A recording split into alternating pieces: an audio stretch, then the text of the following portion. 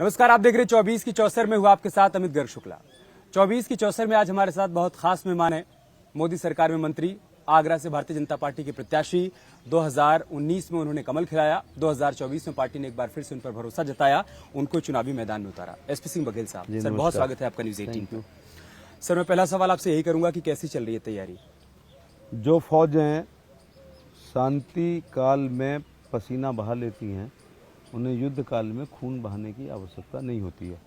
सेवा ही संगठन के तर्ज पर भारतीय जनता पार्टी के बूथ अध्यक्ष से लेकर राष्ट्रीय अध्यक्ष, हमारे सभी मोर्चा, हमारी पार्टी के प्रकोष्ठों ने केंद्र सरकार की योजना या राज्य की योजनाएं लॉन्च होते ही उनको ज़मीन पर उतारने के में हमेशा सतत प्रयत्नशील रही हैं। इसलिए 5 साल 365 दिन संगठन भी सक्रिय रहा, सरकार भी सक्रिय रही, और एक यहाँ के एमपी होने के नाते मैं भी दिल्ली में कभी ज़्यादा रुकता नहीं हूँ। लगभग रोज़ मैं पार्लियामेंट से 3 बजे के बाद अपनी कॉन्स्टिट्यूंसी में पिछले 25 साल से आ रहा हूँ।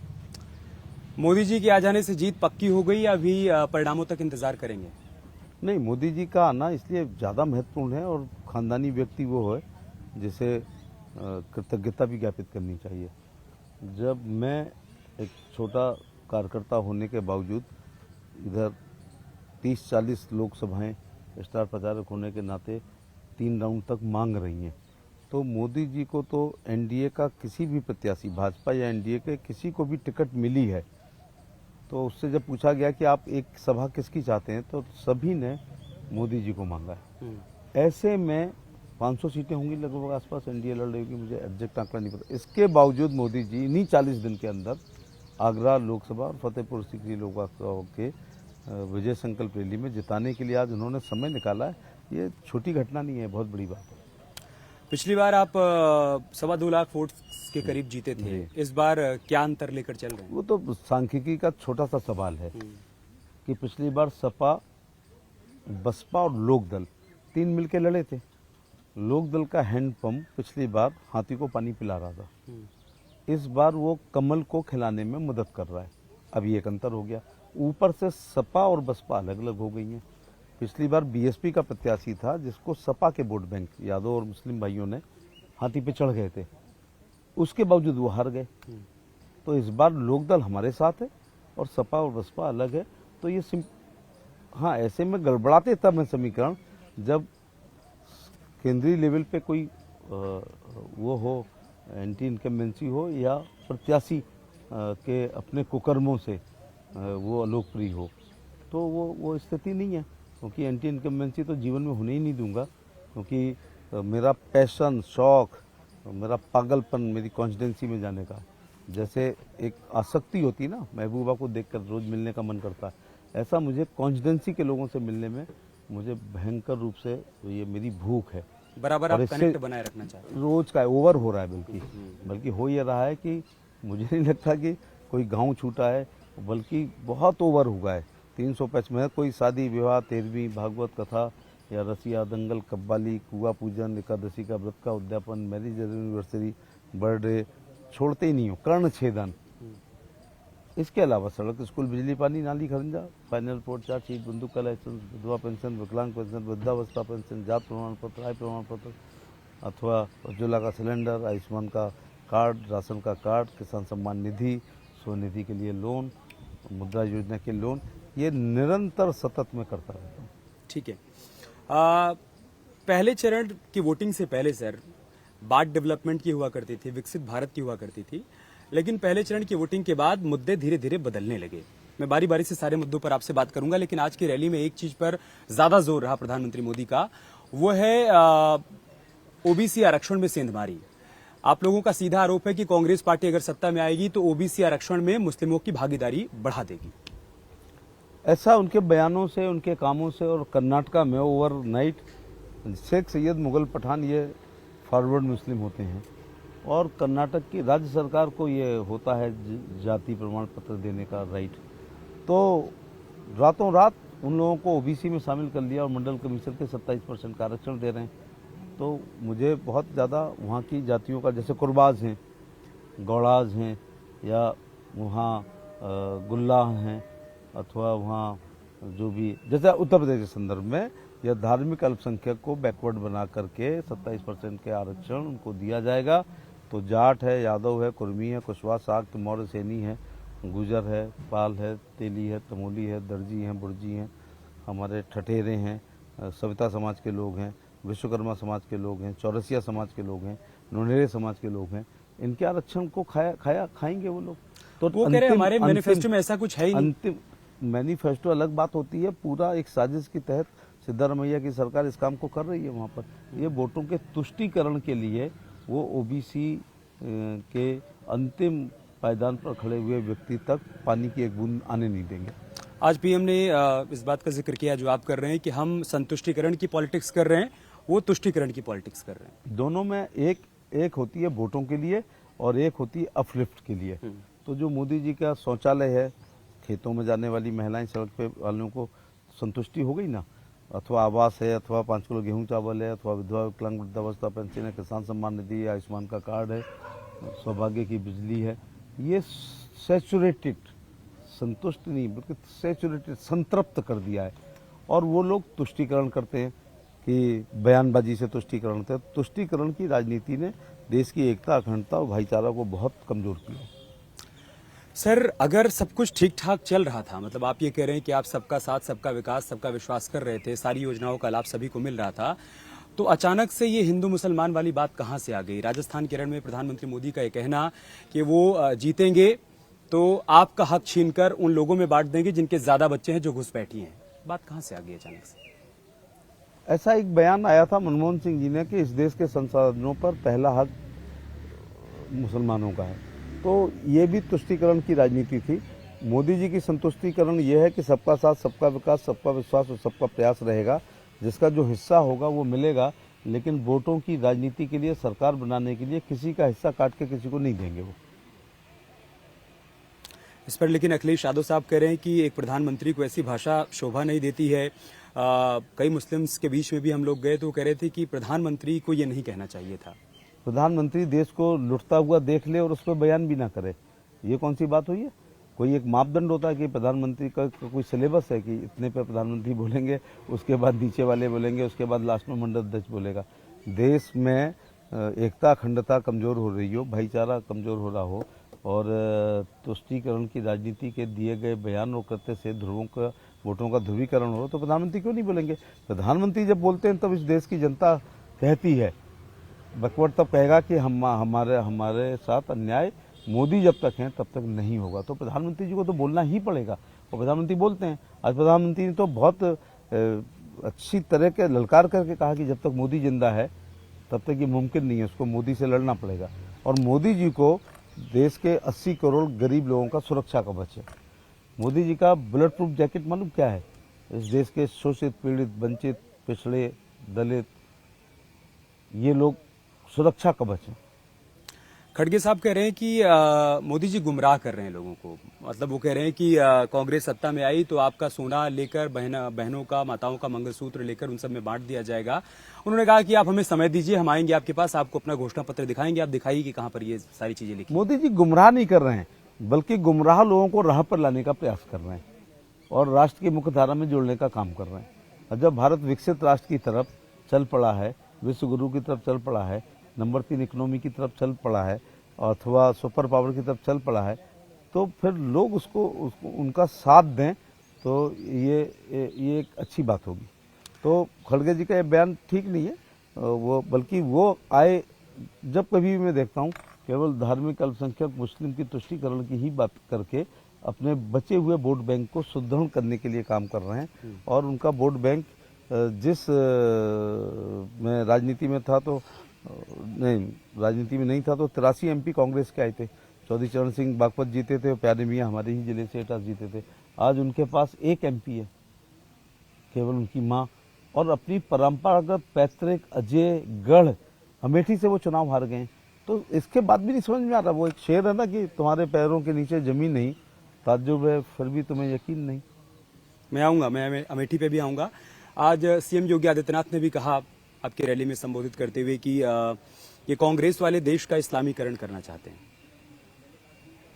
कांग्रेस के कर्मों से, बयानों से तुष्टीकरण की राजनीति से, उनके अन्य कई ऐसे कानून से, जैसे शाहबानो वाले मामले में किसको नहीं पता है कि पार्लियामेंट ने सुप्रीम कोर्ट के उसको पलटा था।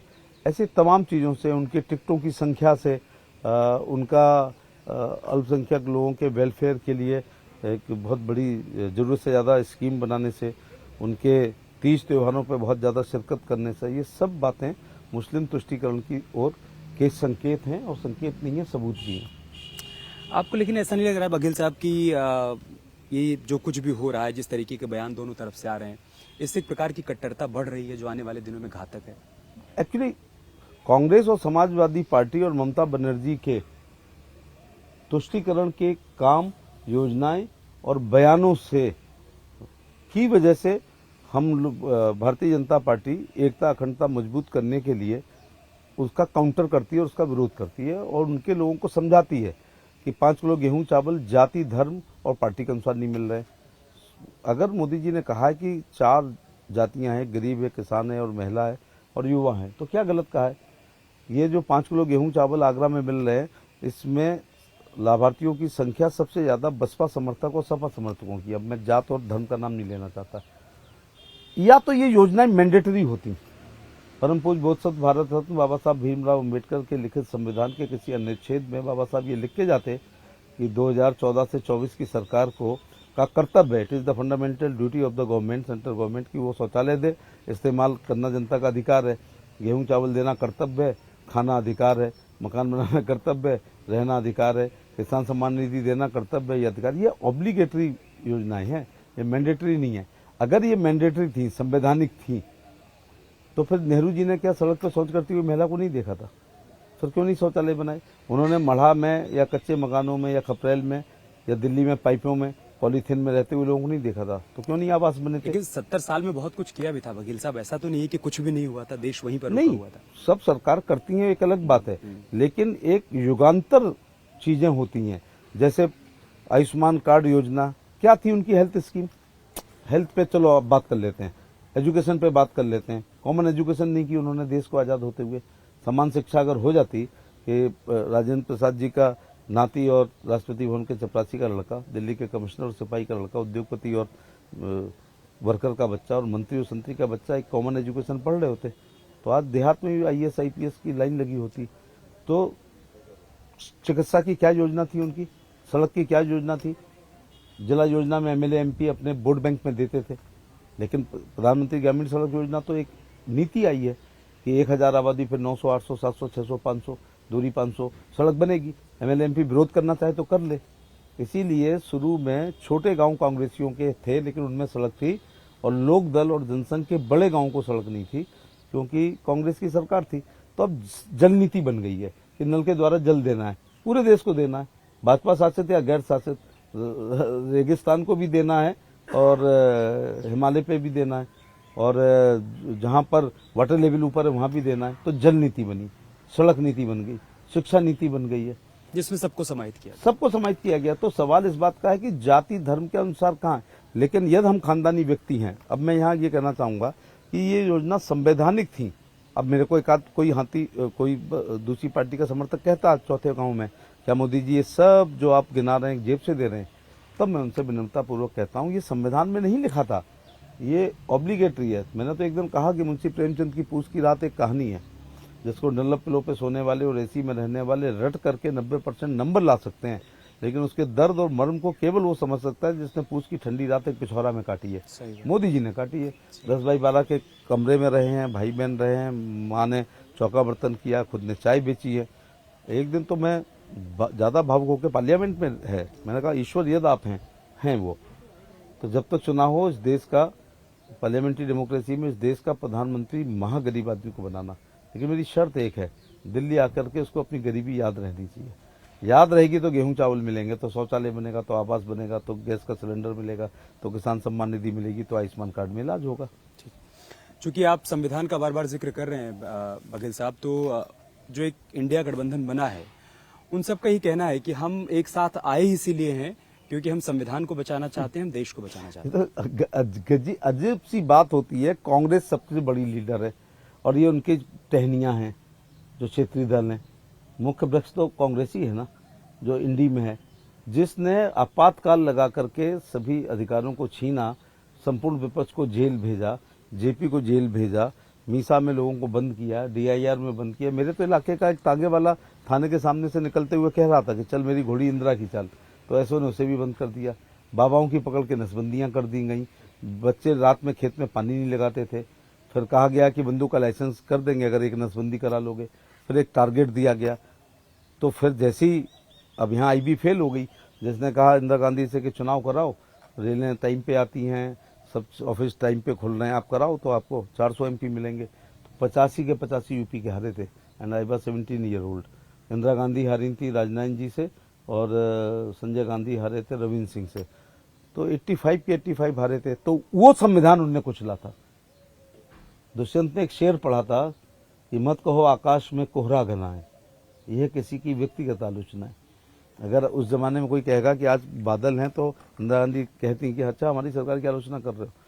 क्या बढ़िया जेपी के बंद करने पर लिखा था मनु शर्मा जी ने, हेमंत शर्मा जी टीवी 9 वाले हैं, उनके पिताजी ने, कि मौसम के आंखों में नमी है, लगता है आज कोई गमी है, और मेरी मेज पर रखे हुए संविधान में कुछ पन्नों की कमी है। मिसेस गांधी ने फाड़ के फेंक दिए थे। इसके अलावा उन्होंने कहा था एक बूढ़ा आदमी है मुल्क में, नहीं इस अंधेरी, एक बूढ़ा आदमी है मुल्क में, या यूं कहें इस अंधेरी कोठरी में एक रोशनदान है, जेपी। उनको भी बंद कर दिया। डायलिसिस शब्द हमने पहली बार सुना था उस 17 साल की उम्र में कि डायलिसिस क्या होती है, क्योंकि जेपी साहब की हुई थी। और जसलोक अस्पताल पहली बार सुना था। और जिस दिन ये पता चला था कि जेपी साहब की किडनी खराब हो गई है, तो 10,000 नौजवान लोग मुंबई के जसलोक हॉस्पिटल के बाहर खड़े थे कि हमारी किडनी ले लो, लीवर ले लो। ये उनको भी बंद किया था। रोशनदान थे वो। यही आरोप तब वो आपकी सरकार पर लगा रहे हैं बघेल साहब। वो कह रहे हैं कि जो भी आपके खिलाफ बोल रहा है, जो भी सच्ची बात बोल रहा है, आपको बुरी लग जा रही है, आप ईडी और सीबीआई का इस्तेमाल कर, उसका दुरुपयोग कर उसको जेल में डाल दे रहे हैं। केजरीवाल को जेल में डाल दिया, सिसोदिया को जेल में डाल दिया, संजय सिंह को जेल में डाल दिया, डरा रहे हैं, धमका रहे हैं सबको। और जो आपकी पार्टी में आ जा रहा है वॉशिंग मशीन में धुल के साफ। नहीं, मैं बहुत ही गंभीरता से एक बात कहना चाहूंगा कि ये जो तीनों नाम आपने लिए हैं, इसमें से एक बेल आउट है और 2 अंदर हैं। ये रात में तिहाड़ में सोते हुए अपनी आत्मा से पूछें कि क्या उनकी आज आर्थिक स्थिति है, ये चुनाव से सरकार बनने से पहले थी। उनकी पार्टी के पास जो कोष है, ये पार्टी बनते हुए समय था। उनका स्टैंडर्ड ऑफ लिविंग और रिश्तेदारों का, मंत्रियों का, विधायकों का है, क्या ये पहले था? ये उत्तर आता नहीं, ऐसा नहीं था, अभी हुआ है। तो फिर ईडी और सीबीआई को, आईबी को, जिसको भी वो कह रहे हैं, सीबीआई को, उसको दोष न दें। और जब भी कुछ भी होगा, जैसे आप कहोगे कि ये कार आपकी है, मैं कहूंगा मेरी है, तो फिर पुलिस विल डिसाइड, फिर कोर्ट जाएगा। आपको कोर्ट से दिक्कत हो रही है तो हाई कोर्ट जाओ, हाई कोर्ट से दिक्कत है तो सुप्रीम कोर्ट जाओ। तो जो चार्जशीट ईडी दे रही है, प्रथम दृष्टया अपराधी मानते हुए महीनों इनकी जमानत को जज साहब छू नहीं रहे। इसका क्या मतलब है? डॉक्यूमेंट्री एविडेंस वाली ये है। मैं पुलिस में रहा हूं, by the way, law and justice में मुएस था, वो एक अलग बात है। तो मैं कहना चाहूंगा, जी के साथ थे। हाँ जी बिल्कुल था। तो वो जो चार्जशीट लगती है, उसको ऐसे जुडिशरी ऐसे फेंक देगी यदि उसमें एविडेंस कोर्ट में कॉग्निजेंस लाइक नहीं है। तो महीनों से और सालों से जेल में रहना, डॉक्यूमेंट्री एविडेंस और इतने तथ्यात्मक एविडेंस है जिसके आधार पर बेल नहीं हो पा रही है। तो ये बात तो देखो गलत है। बात गुलशन नंदा की कहानी अगर एसएचओ बनाएगा और किसी को चार्जशीटेड कर देगा, तो माननीय अदालत मॉनिटरिंग करने के लिए है। अदालत चाहे तो एफआईआर स्वीकार न करे, और अदालत चाहे तो चार्जशीट को स्वीकार न करे, और अदालत चाहे तो एक्सपंज केस को भी दोबारा उखाड़ सकती है। जैसे कई लोग क्या है, आग लगा देते हैं, लोगों का खलियान जला दिया और पुलिस को मैनेज कर लिया, उन्हें लग दिया ये तो बिजली के तार से, शॉर्ट सर्किट से लगी है, एक्सपंज कर दिया। नहीं जी, अगर एविडेंस निकलेंगे वहां पर कि अपराधी गया है, उसने माचिस निकाली है, उसने जलाई है, कहीं टीवी पर उस पर आ गया, सीसीटीवी पे, या चश्मदीद गवाह, एक्सपंज को भी अदालत कह देगी चार्जशीट करो। ठीक है, बघेल साहब लौटते हैं यूपी पर। अखिलेश यादव ने कन्नौज से आज नॉमिनेशन कर दिया। आपको लग रहा है कि वहां पर अब सुब्रत पाठक के लिए चुनौती बढ़ गई? नहीं, कुश्ती में मजा आएगा, चुनौती क्या होती है। और अच्छा लगेगा वहां पर। अभी सुब्रतो पाठक की मदद करने के लिए अपना चुनाव करके सब हम लोग जाएंगे। लेकिन आप ये देखिए कि भय, भगदड़, भ्रम कितना सेफी परिवार के बीच में आ गया है। मोदी जी की लोकप्रियता, योगी जी की लोकप्रियता से। जैसे फॉर एग्जाम्पल शिवपाल जी ने अपनी टिकट उनकी हुई बदायूं, जब बदायूं जाके उन्होंने चावल के दाने टटोले तो वो ज़्यादा पके हुए नहीं निकले, तो उन्होंने फिर बच्चे को उतारा, क्योंकि खुद हारेंगे तो बदनामी होगी, बच्चे के लिए कह देंगे अभी नया बच्चा था, प्रचार नहीं कर पाया, ये नहीं हो पाया या ज़्यादा पहचान नहीं थी। अब ये है ना, ये भय है ना, भगदड़ हुई ना और भ्रम हुआ ना, जीतूंगा नहीं जीतूंगा, भगदड़ हुई ना, वहाँ से वो शिफ्ट कर गए, दूसरे को भेज दिया, और भय है कहीं मैं हार ना जाऊँ। अब यही आप देख लीजिएगा कि शायद कन्नौज में अपने भतीजे को दी थी उन्होंने, तेज प्रताप को, तो वो चेंज कर ली। तो तेज प्रताप की योग्यता क्या आज आपको 24 घंटे में पता चली? कन्नौज का डीएनए क्या आपको अभी पता चला? तो ये भय, भगदड़, भ्रम, ये से सबसे ज्यादा ग्रसित है तो सैफई परिवार ग्रसित है। सुब्रत पाठक का एक बयान आया कि यहाँ पर भारत पाकिस्तान का मुकाबला है, उस पर अखिलेश यादव ने काउंटर किया कि उनको तो क्रिकेट खेलना आता भी नहीं, हम 6 के 6 बॉल पर छक्के मारेंगे और देखिएगा हम ही जीतेंगे। वो सुब्रत पाठक अपना उनके अपने निजी विचार हैं, लेकिन अजय नहीं है कन्नौज। अब चलिए आप पॉइंट पे आइएगा कि कन्नौज सीट से इस समय श्रीमती डिम्पल यादव पराजित प्रत्याशी के रूप में हैं, जब तक धर्मेंद्र यादव बदायूं से पराजित और आजमगढ़ से प्रत्याशी के रूप में हैं, और अक्षय यादव इस समय पिछले लोकसभा के सपा के पर। और ये कौन सी लोकसभाएं हैं? बेगर्स कांट बी चूजर्स, इनको भेड़ी नहीं है किसी हाईकमान ने, मांग कुछ रहे हैं, लड़ा कहीं से दिया। सैफई परिवार की डाइनिंग टेबल पर रात्रि का भोजन करते हुए अपने पारिवारिक वार्तालाप में उत्तर प्रदेश के नक्शे को रख करके टॉप 5 सीटों को 19 में चुना गया। 24 में भी यही हुआ। अखिलेश यादव ने कहा I will go to Azamgarh, okay. Mulayam Singh ji Mainpuri, Kannauj Dimple ji, Akshay ji यहाँ पर फिरोजाबाद और धर्मेंद्र अक्षय, और बसपा से गठबंधन हुआ। माने क्या गठबंधन हुआ कि गेस्ट हाउस कांड में लगभग मरी जाती वो लोग केवल अपनी कुर्सी बचाने के लिए गठबंधन करते हैं। और मैं बड़े दिल से आज एक बात स्वीकार कर रहा हूँ कि बहन कुमारी मायावती में 2019 में अपने वोट को काफी हद तक ट्रांसफर करने की क्षमता थी।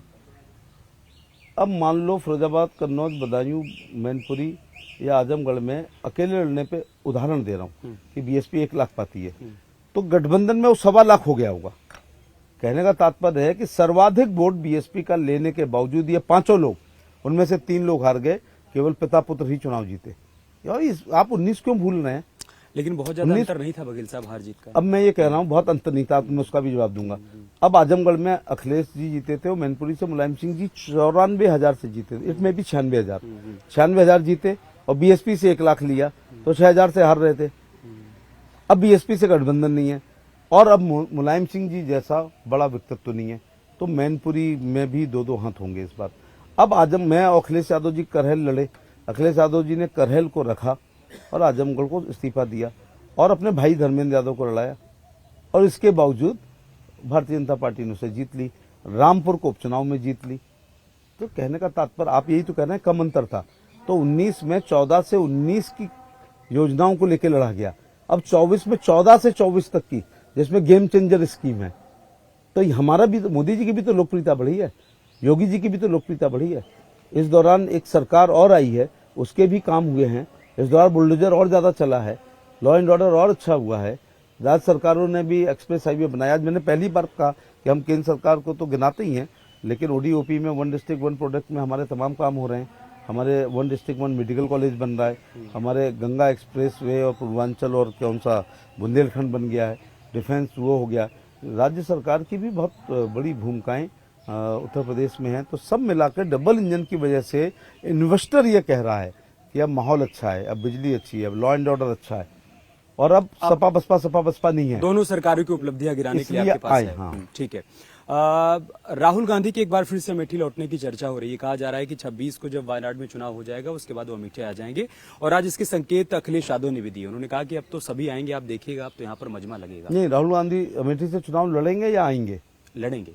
हाँ। तो इसमें कौन सा? की बैठक it's not a breaking news, it's a news, it's not a breaking news. 52 से वही लोग तो लड़ रहे हैं, 77 में हारे थे, बस लगातार जीत रहे हैं।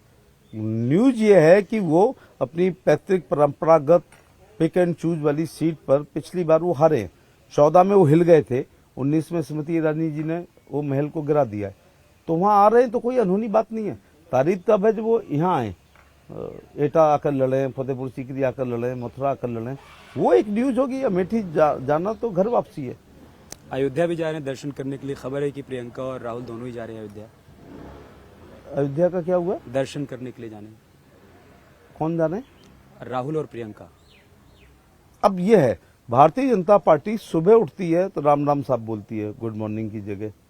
नंबर 2 बात, भारत की सभ्यता, संस्कृति, धर्म, आध्यात्म, गीता, पुराण, महाभारत, उपनिषद, ऋचाएं, साहित्यिक, सांस्कृतिक धरोहर, परंपराओं को अक्षुण्ण बनाने का काम भारतीय जनता पार्टी हमेशा करती है।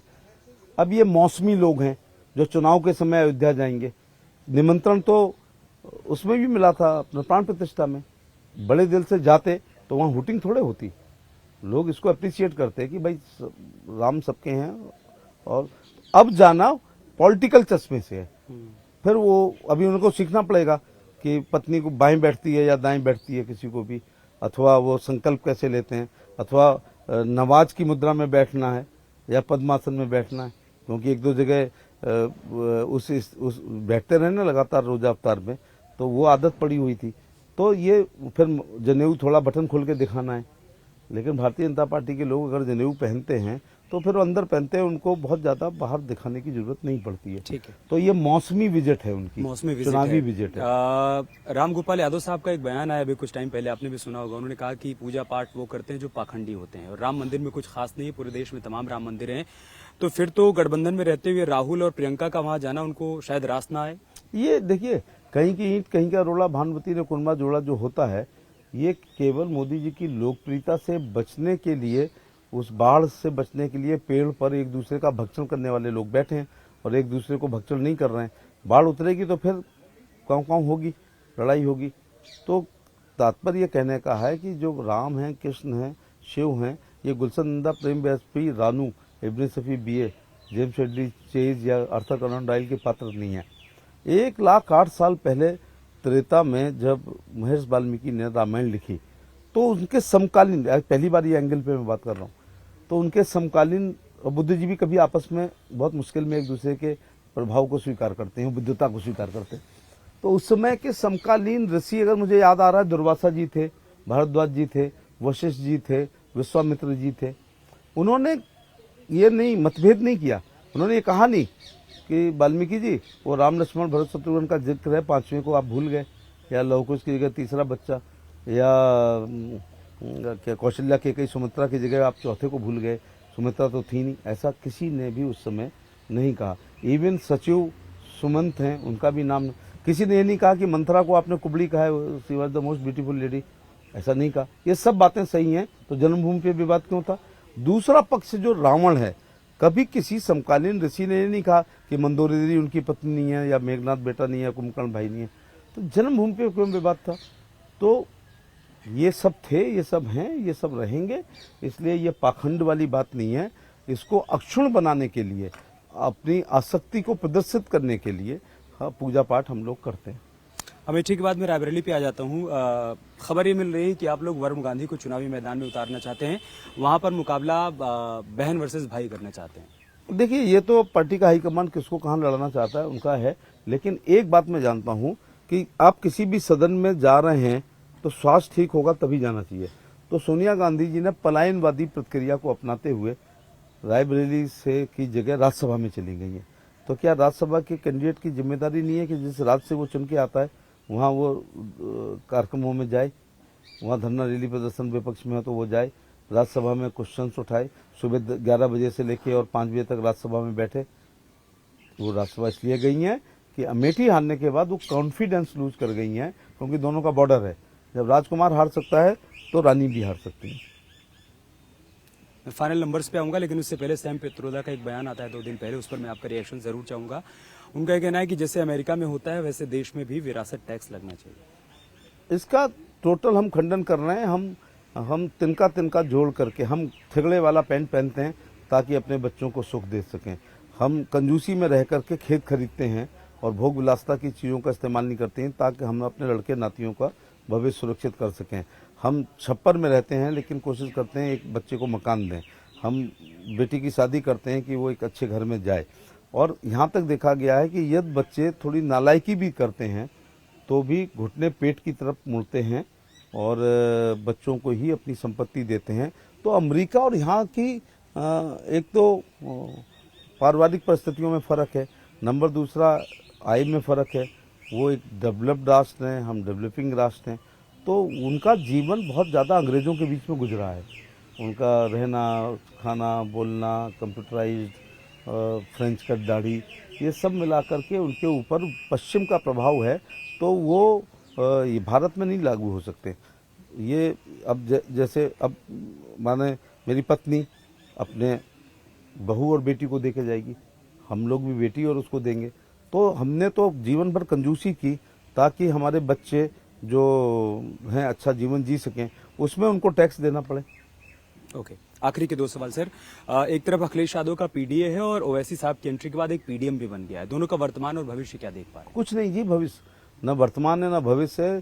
5 सीटों पर से 3 पे हारना, और इसमें 3 हारना महत्वपूर्ण नहीं है, 5 टॉप सीटों पर जाना है। इसको कभी कोई चैनल नहीं दिखाता है कि भाई आपको टिकट नहीं दी गई है, आपने उत्तर प्रदेश, अब राष्ट्रीय पार्टी कहते हैं तो 542 सीटों में आपने 5 चुनी, गठबंधन उनसे किया जिनसे आपकी होता नहीं था, उसके बाद 3 हार गए, तो क्या भविष्य है? और वो अमेठी हार गए, दक्षिण भारत की तरफ रुख कर रहे हैं, मां राज्यसभा की तरफ रुख कर रहे हैं, मुख्यमंत्रियों के लड़के मध्य प्रदेश में और राजस्थान में चुनाव और मुख्यमंत्री लड़ने से बच रहे हैं, काय का भविष्य है? अभी पहले चरण का चुनाव हो गया है, दूसरे चरण का होने वाला है कि अभी आप लोग ये कह रहे हैं कि अब की बार 400 पार? 100% अब की बार 400 पार। और जब किसी भी फौज का जनरल जब कुछ कह देता है तो लोग मन से, वचन से, कर्म से उस बात को पूरी करने का प्रयास करते हैं। मोदी जी ने ये बात जब कही तो अब हम सब लोग उस दिन से दुगनी गति से बढ़ गए हैं कि अब तो 400 पार करके ही मानेंगे। यूपी में 80 में 80? यूपी में बहुत 80 में 80 जीतने का लक्ष्य रखा है। 2-3 सीटों पर आपको चुनाव होते हुए दिखाई पड़ेगा। ओके, अब मैं नाम नहीं लूंगा, कन्नौज? मैं नाम नहीं लूंगा। वहां के कैंडिडेट कहते हैं कि तुम यार अपने को तो 4 लाख पार करते हो, फिर हमें, लेकिन कुछ जगह चुनाव होता हुआ सा दिखेगा, अच्छा, बाकी जगह चुनाव होते ही नहीं दिखेगा। मैं नाम ले लूं, आप इशारा कर दीजिए। मैं आपको बता रहा हूं कि मेरा फंसा हुआ चुनाव होता तो मैं कतई आपको आधा घंटा नहीं देता। इसका यही उदाहरण है कि मैं आपको आधा घंटा नहीं देता। इस समय मैं अम्मा राम जो राम, लोग चाची समय नहीं राम देंगे, राम, मतलब वहां फंसा है मैं मान लूं? नहीं, उसके बाद आप भी तो प्रचार प्रसार का हमारा एक तरीके है ना। बहुत बहुत मैं बहुत सारा विज्ञापन देता, तब इतना मैं दिखाया जाता, उतना बिना खर्च किए हुए दिख रहे हैं, तो ये भी एक प्रकार का प्रचार प्रसार है। लेकिन इसमें मैं कह रहा हूं कि 4 से सीटों पर इलेक्शन होता हुआ सा दिखेगा। वो 19 के रिजल्ट देख लो और 14 के रिजल्ट देख लो। लेकिन 14 में मोदी जी को वोट पड़ा था कि प्रधानमंत्री बनने की प्रत्याशा में, गुजरात मॉडल को देश में लागू करने की उम्मीद में देश के लोगों ने वोट डाला। 19 में यूपी 7वां देश है, सपा बसपा के गठबंधन के बावजूद जो है इनके घर के 3 हारे हैं भाई, 3 हारे हैं। मैं बात फिर भी कह दूं कि डिम्पल जी हारी हैं अपनी प्यारी सीट, न्यारी सीट, जहाँ खुशबू आती है कन्नौज से, वहां से बदबू आई समाजवादी पार्टी की, बदायूं गए, इनका कोई नाला वाला नहीं गड़ा है वहां पे। नाला गड़ना जानते हो? ये पैदा नहीं हुए, फिरोजाबाद में अक्षय पैदा नहीं हुए, कन्नौज में डिम्पल जी नहीं पैदा हुई, बदायूं में धर्मेंद्र नहीं हुई। क्योंकि पार्टी की हाईकमान है, तो जहां यादव मुस्लिम बहुतायत में वहां गए और हार के आए। ऊपर से बीएसपी के बाद हार के आए। मैं तीसरी बार बात कह रहा हूं। तो इस समय सब खतरे में है, क्योंकि अब बहन जी का 1-1.25 लाख वोट का की जगह इनको कुछ भी नहीं मिलेगा। और इस समय जैसा किसी के लिए कुछ भी नहीं जी। और 14 में प्रत्याशा में, 19 में 14 से 19 के काम पे, और 24 में 14 से लेके 24 के काम को। आज भी मेरे भाषण में जीरो बैलेंस के खाते शामिल होते हैं, 20 रुपए का बीमा शामिल होता है, 440 का बीमा। अभी भी मैं कहता हूं प्रधानमंत्री ग्रामीण आवास, प्रधानमंत्री शहरी आवास, ये अनाज इस बार आया है कोरोना पे, 5 किलो गेहूं चावल, ये सब आयुष्मान कार्ड अभी आया है, 6 साल हुए हैं, पिछले कार्यकाल में आ गया था 1 साल पहले, वो आया, किसान सम्मान निधि दिया। ये गेम चेंजर है। माने मैं आपको बताऊं, और बहुत अच्छी बात से मैं अपना एंड कर रहा हूं, कि यदि इस देश में जातवाद ना होता और यदि इस देश में गोत्रवाद ना होता, यदि इस देश में कट्टर मुस्लिम ना होते, और यदि इस देश में अपने अपने नेताओं की खूंटे से बंधी हुई उनकी बिरादरी ना होती, और लाभार्थी यदि मोदी जी के लाभार्थी केवल अपने परिवार सहित वोट डाल दें तो यूपी की 80 सीटों के साथ तमिलनाडु में भी कमल खिल जाएगा। ये मैं आपको बहुत मैंने गंभीरता से ये बात कह रहा हूँ। थैंक यू बघेल साहब, व्यस्त समय में से समय निकालने के लिए, सारे सवालों का बेबाकी से जवाब देने के लिए बहुत शुभकामनाएं आपको चुनाव की। बहुत बहुत धन्यवाद।